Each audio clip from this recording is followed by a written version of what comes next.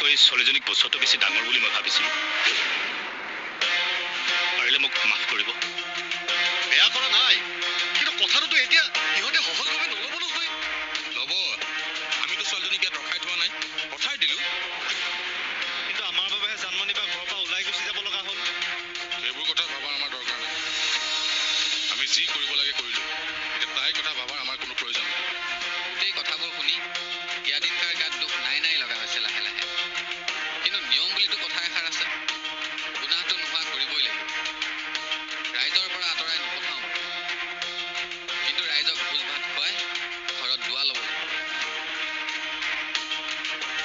হ'ব কাজী চাহাব, কেতিয়া দুৱা ল'ব লাগিব জনাব।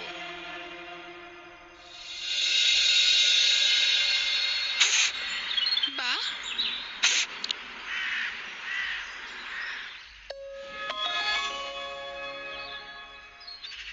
তুমি ইয়ালৈ আহিব নালাগিছিল জানমণি। খুৰী স্বাৰ্থপৰ হৈছো, বেয়া নাপাবা। তোমালোকৰ ভুলটোৰ কাৰণে গোটেই গাঁওখনতে হুলস্থুলৰ সৃষ্টি হৈ আছে। গাঁওখন মিলি আমাৰ ঘৰখনক এঘৰীয়া কৰিব বিচাৰিছে। কি? আপোনালোকে চিন্তা নকৰিব খুৰী, মই ৰাইজক বুজাম, কম মই। আপোনালোকে মোক কিমান ডাঙৰ সহায় কৰিছিলে।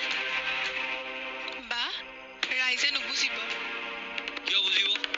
আৰু কি বুজিব লগা আছে? ভনীয়ে ৰজাতিৰ ল'ৰাৰ লগত বিয়া হৈ আহিছিল, তই আৰু কি বুজাবি? তাই নিজক বচাবলৈহে কৰিছিলে, তাই ক'লে আৰু তই মানি ললি। সকলোবোৰ নাটক তাইৰ। তাই কোনো বান্ধৱীৰ বিয়ালৈ যোৱা নাছিল, প্লেন কৰিয়ে ঘৰৰ পৰা ওলাই গৈছিল। কিন্তু ল'ৰাটোৰ ঘৰখনে ৰাখিবলৈ মন নকৰাত তাই গুচি আহিল। মোৰো মগজু এটা আছে নহয়। গতিকে তই আৰু মোৰ লগত চুক্তি তৰ্ক নকৰিবি এই কুলক্ষণীজনীৰ কথা কৈ।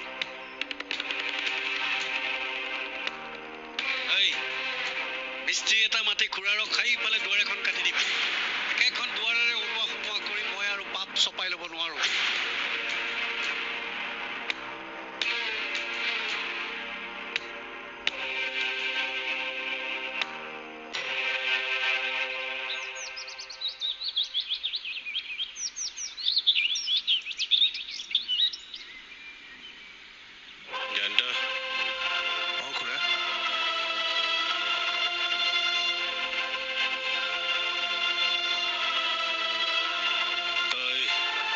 গছজোপা কাটিব পাৰিবিনে? গছজোপা আকৌ কেলে কাটিব লাগে? নালাগে, এই ঘৰখনক ছাঁ দি আছে ইমান ধুনীয়াকে। নহয়, গছজোপা কাটিলেহে ঘৰখনত ভালকে পোহৰ পৰিব।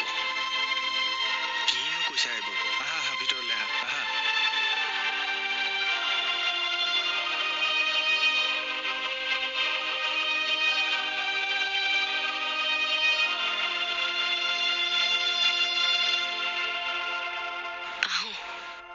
কলৈ যাবা?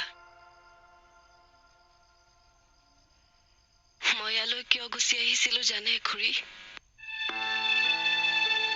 কাৰণ মোৰ নিজৰ মানুহখিনি মোক ভাতৰ লগত বিষ খুৱাই মাৰিব নে হায়দৰাবাদলৈ কেতিয়াও ঘূৰি আহিব নোৱাৰাকৈ পঠিয়াই দিব আলোচনা কৰিছিলে। মই আটাইতকৈ ভাল পোৱা মোৰ দেউতাই মই মৰিলে শান্তি পাব বুলি কোৱা শুনা পাইছিল। কি? লগে লগে আপোনালোকৰ কথা মনলৈ আহে। মইতো আপোনালোকৰ কোনো নহয়। তথাপিও কিন্তু আপোনালোকে মোক মৰাৰ পৰা বচাবলৈ চেষ্টা কৰিছিলে। মৰাটো বিচৰা নাছিলে মই। কিন্তু এতিয়া কথাবোৰ সলনি হ'ল। আপোনালোকৰ দুখ বুলি কোৱা নাই খুৰী,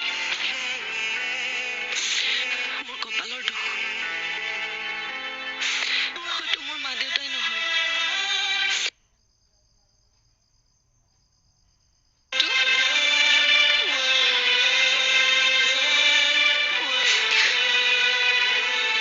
ফুৰিবলৈ নাযাওঁ মই।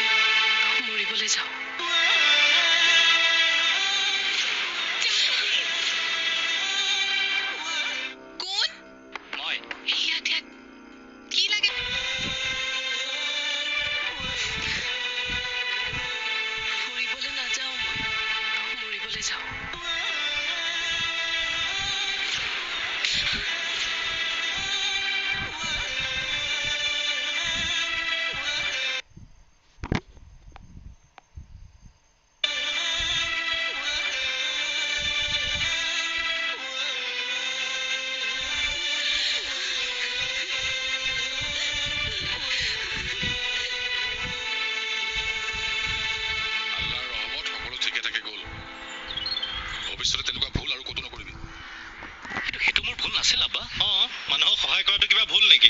তই আকৌ তৰ্ক কৰিছ যে?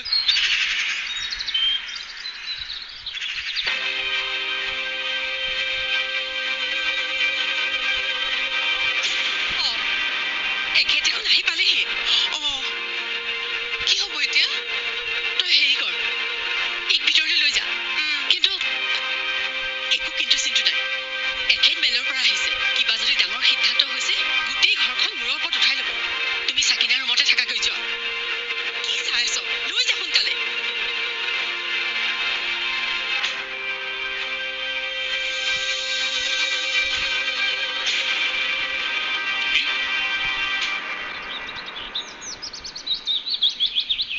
জুৰি মা, আহা ভাত দিছো।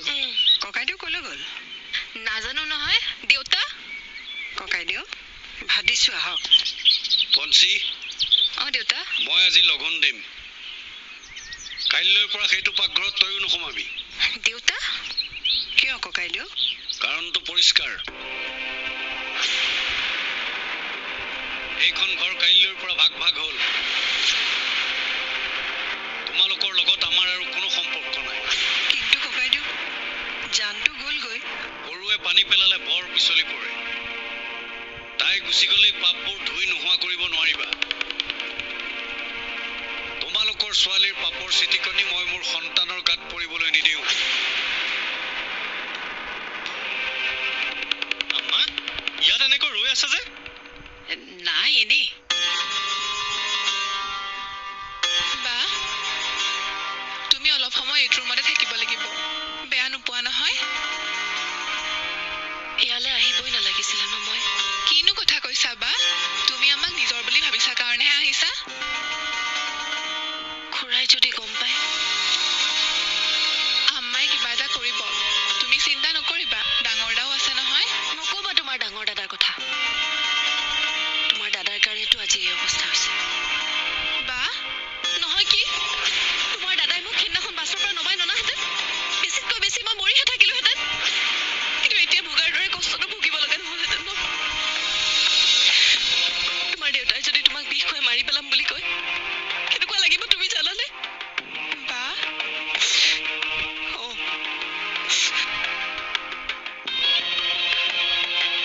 কাইলৈ ৰাতি দুৱা ল'ব লাগিব ৰাইজৰ ওচৰত।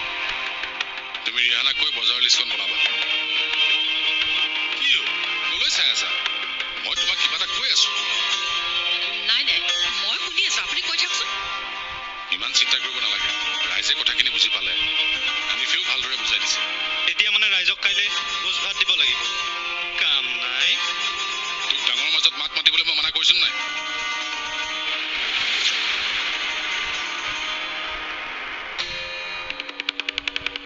কাইলৈ মুৰ্গী, মাছ দুইবিধ কৰিব লাগিব, বুজিছা?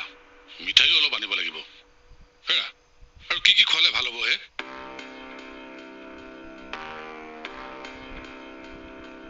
হেৰা, তোমাৰ আকৌ হৈছে কি হে? ইমান ডাঙৰ সমস্যা এটাৰ পৰা মুক্তি হৈছো, তুমি আকৌ কি চিন্তা কৰি আছা?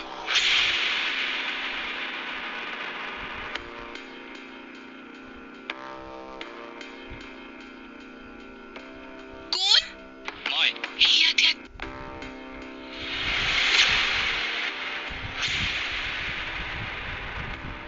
দাদা, কি কৰো? চাকিনা, কোন? মই। ইয়াত ইয়াত। কি লাগে তোক ছোৱালী মানুহৰ ৰুমত? কি ক'লি? ইয়াত সোমোৱা, ইয়াত সোমোৱা। নহয় মানে, কি বিচাৰি আহিছ? মই অকণমান শুবলৈ লৈছো। খুলিবলৈ কৈছো নহয়, খোল।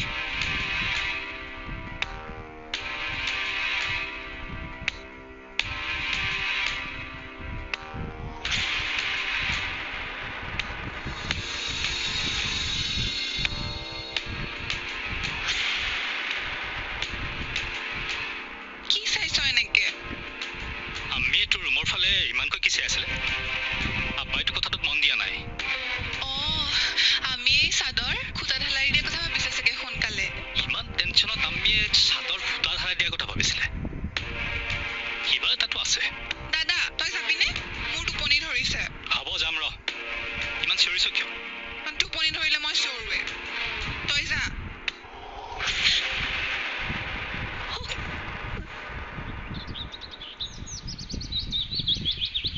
ঐ ৰ,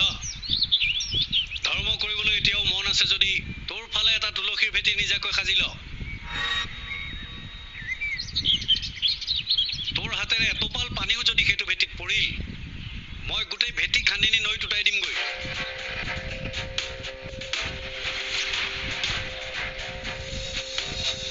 হ'ব ককাইদেউ মোৰ কাৰণে তুলসী মাৰ আশীৰ্বাদৰ পৰা নিজকে বঞ্চিত নকৰিবি মই তুলসীত পানী নিদিওঁ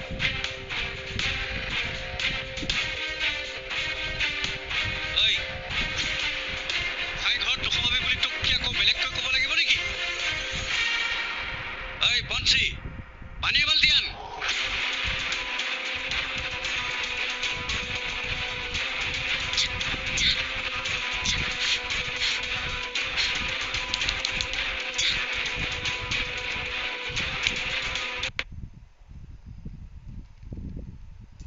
কি লাগে তোৰ